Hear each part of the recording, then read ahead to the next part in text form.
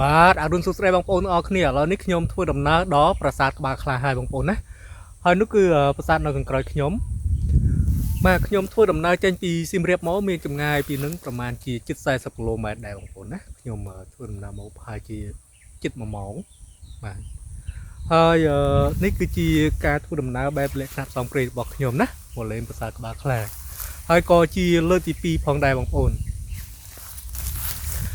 បាទនៅពីមុខប្រាង្គប្រាសាទហ្នឹងគឺសុទ្ធតែវាស្រែទាំងអស់បាទតោកង្កត់បន្តិចគឺសុទ្ធតែព្រៃសុទ្ធបដ ாய் បងប្អូនណាបាទស្ងាត់មែនទែនបាទតោះទៅទស្សនាប្រាសាទជាមួយខ្ញុំណាខ្ញុំចាប់ដើមដើរចូលទៅក្នុងហើយអូរៀងកងនឹងពលឿនបន្តិចបាទតោះបងប្អូនទៅទស្សនាប្រាសាទជាមួយខ្ញុំទាំងអស់គ្នាតោះបងប្អូនឥឡូវខ្ញុំចាប់ដើមដើរចូលទៅក្នុង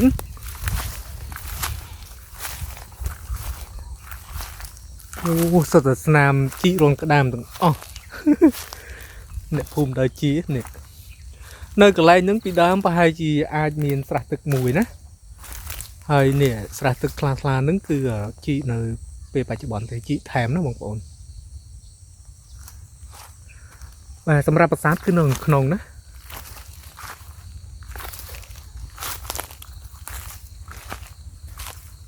ខ្លួនណាខ្លួនណីចេះដោយសារតែព្រៃស្ដុកមែនទែនបាទដូចជាផ្លូវហ្នឹងឯងបងប្អូន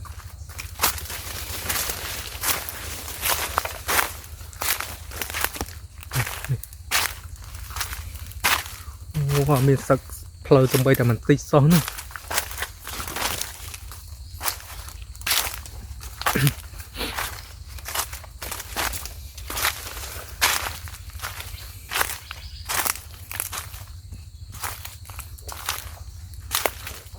បាទអូតាមផ្លូវហ្នឹងដូចជាអត់មានទេបងប្អូននេះឥឡូវខ្ញុំទៅផ្លូវហ្នឹងម្ដងបាទដំណើរផ្សងព្រេងរុករោប្រាសាទបាទទៅកើតអស់នេះឥឡូវខ្ញុំរុកបន្តទៀតបាទ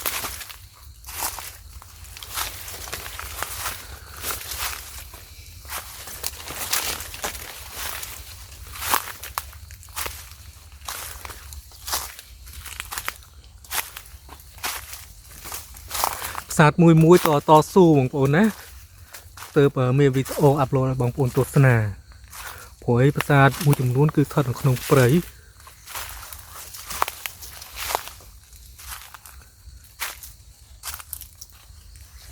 បាទឥឡូវខ្ញុំដើរចូលទៅក្នុងទៀតនៅប្រាសាទហ្នឹងដូចជាមានគូទឹកព័ទ្ធជំវិញ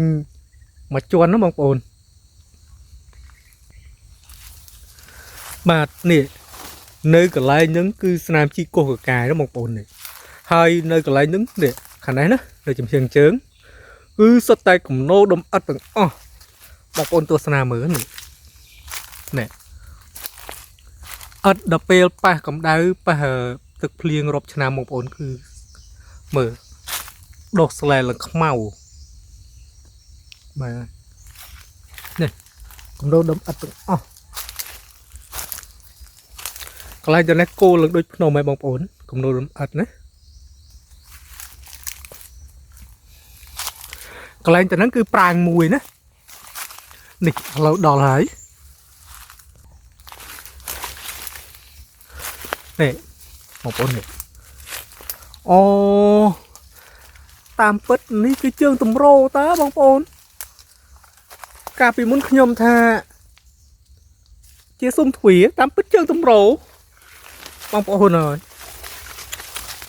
ជើងតម្រោអីក៏ធំយ៉ាងនេះនេះបងប្អូនជើងតម្រោតើដកកហើយ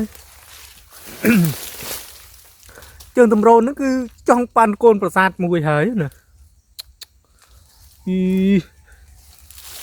ខ្ញុំនេះมันធំមែនខ្ញុំមកលេងកាលពីមុនខ្ញុំថាស៊ុំទ្វារតាតាមពិតគឺជាជើងតម្រោមិនដឹងថាតម្កល់អាទិទេពអង្គណាទេបងប្អូនជើងតម្រោនឹងគឺធំមែនទែន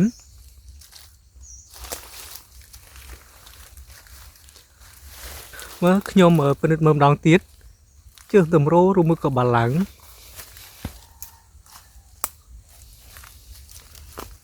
អូតាមពិតបាឡាំងតើបងប្អូនមិនជើងតម្រូណាមិនដឹងថាសម្គាល់ទីទៀតអង្គណាទេនេះធំមែនទែនពីរថ្នាក់ណាបងប្អូនប៉ុន្តែថ្មនឹងគឺតែមកដុំទេលើកយកមកដាប់បណ្ដោយណាខ្ញុំឃើញជើងតម្រូដែលធំនោះនៅប្រាសាទភ្នំរូងនៅខាងជើងបារាយទឹកថ្លាបងប្អូនជើងតម្រូនោះមកធំមែនជើងតម្រូនោះតូចជាងជើងតម្រូនោះបន្តិចបាទហើយនេះគឺគ្រឹះប្រាសាទណានេះថ្មបាយក្រៀមកន្លែងទៅហ្នឹងគឺប្រាង្គប្រាសាទមួយបាទ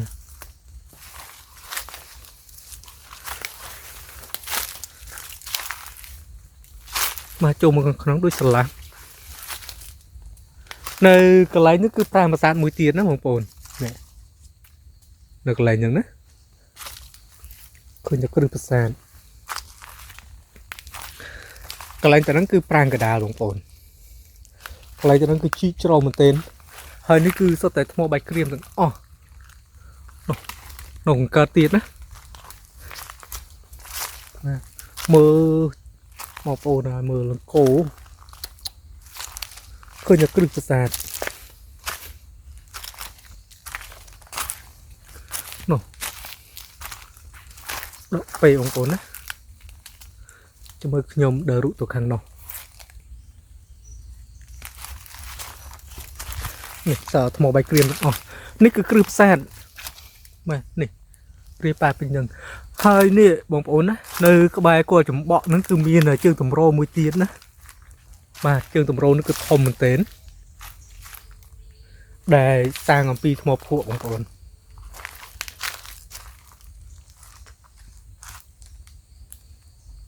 បងប្អូនមើលបាទគឺព្រៃសុតពុតហើយ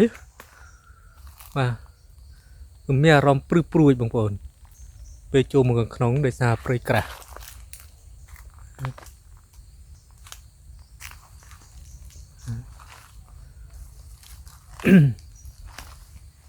ធំមែនទែន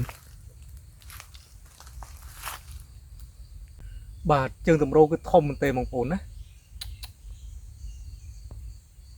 នៅក្បែរគល់ចំបក់បាទអូដល់កងឲ្យបងប្អូនអើយព្រៃសុតណាចូលមកក្នុងស្ងាត់ឈឹងឮតែសំឡេងសត្វយំ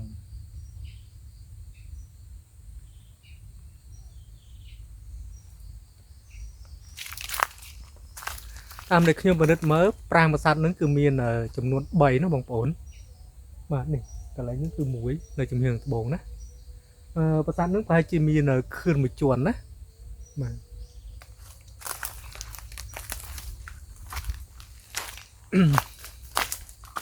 ឥឡូវខ្ញុំដើរមួយទៀតណានៅពីមុខប្រាង្គប្រាសាទចំបងប្អូនព្រៃសុតបដ ாய் ព្រៃសុតអូដើមឈើធំធំហ្នឹងបងប្អូនអើយ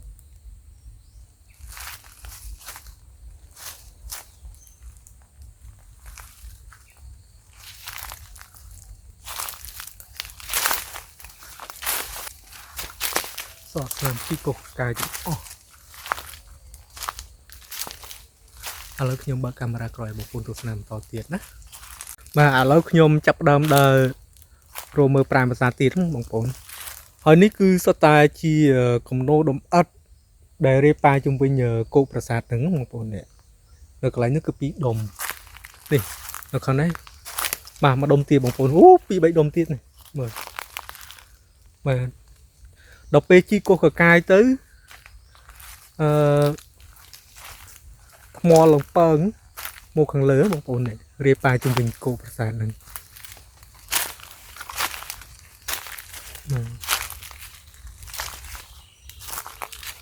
ដល់កឲ្យបងប្អូនអើយទៅនេះស្ដុកមែនទែនណា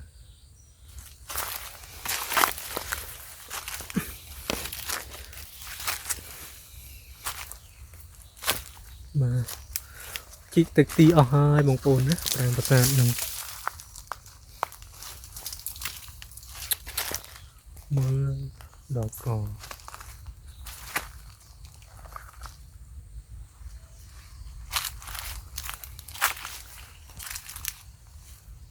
បាទ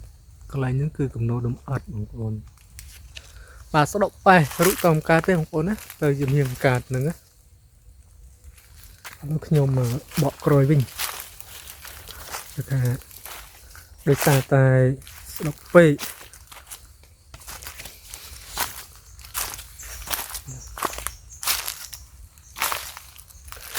សាននឹងគឺមានប្រាង្គ3ណាស្ថិតនៅលើខឿនមួយជួនបាទ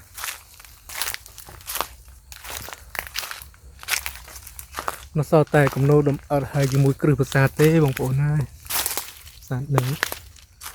មើលស្នាមជីកោះកកាយនោះ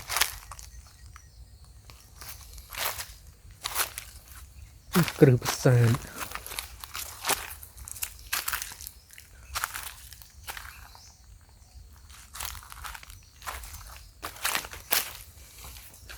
ទៅគំនូរថ្មបាយក្រៀមទាំងអស់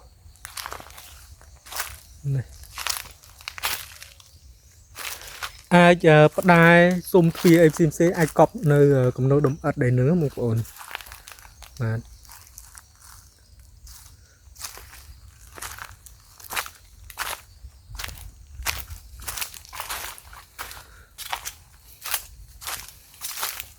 ប្រាសាទនឹងតាមដែលអ្នកភូមិហៅថាប្រាសាទក្បាលខ្លាណាបងប្អូន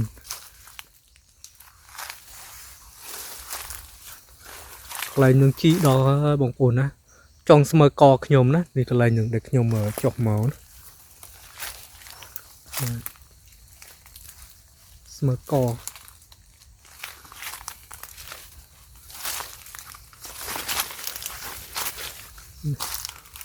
ដល់កបងប្អូនអើយនេះជីនឹងมันជីមែនមើល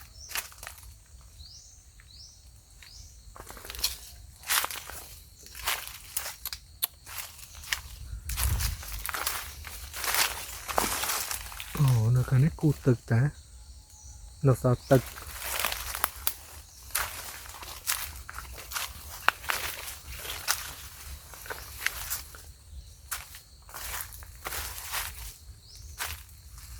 នោះឥឡូវខ្ញុំទៅក្នុងតិចតាមឃើញគំនូរដំអត់ជាមួយថ្មភក់ច្រើនបាទลุกก็บ่อยទៅនេះបងប្អូនណានេះប្រហែលជាសុំទ្វាណាពីកំណាត់នោះកន្លែងត្រង់មកដុំទៀតបងប្អូនកប់នៅក្នុងដីណានេះកន្លែងហ្នឹងនេះខ្ញុំថាកប់នៅក្នុងគំនូរដំអិតជាមួយដីហ្នឹងកប់មែនណានៅកន្លែងហ្នឹងនៅច្រើនទៀតណានេះគ្រាន់តែខាងនេះពីកំណាត់ខាងនោះមកដុំណានៅច្រើនទៀតនេះនៅខាងនេះទៀតបងប្អូនឃើញដុំថ្មនេះដុំថ្មភក់ណាអាចកប់នៅកន្លែងនឹងច្រើនណាដោយសារតែប្រាង្គកណ្ដាលគឺនៅកន្លែងនឹងឯងសាននឹងប្រាង្គធំដោយសារតែឃើញស្នាមវិជីកោហកាយគឺជ្រៅធំមែនតើកន្លែងណាបាទនេះកន្លែងហ្នឹងស្មើចង្កេះណាទៅខាងជើងខាងនោះគឺស្មើកបងប្អូនស្មើកតិចអស់ហើយបងប្អូនគ្មានសល់អីទេមកខាងនេះទៀត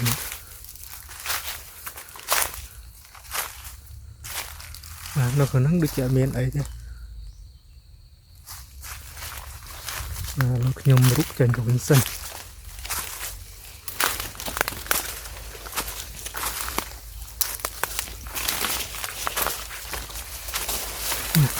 អូដល់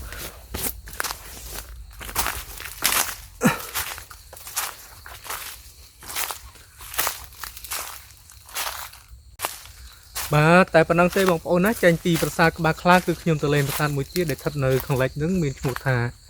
ប្រាសាទសិម័នបងប្អូនណាស សាទនឹងគឺខ្ញុំអត់ដែលបានទៅលេងទេមិនដឹងថាខ្ញុំរោឃើញប្រាសាទនឹងអត់ទេបងប្អូនណាបាទគឺខ្ញុំថារោឃើញដើម្បីបានវីដេអូឲ្យបងប្អូនទស្សនាអស់គ្នាផងដែរបាទអរគុណច្រើនបងប្អូនកុំភ្លេចជួយមើលវីដេអូខ្ញុំឲ្យបានចប់ហើយខ្ញុំនឹងខំធ្វើវីដេអូនៅក្នុងខេត្តសៀមរាបឬមួយក៏នៅតាមបណ្ដាខេត្តផ្សេងៗណាបងប្អូន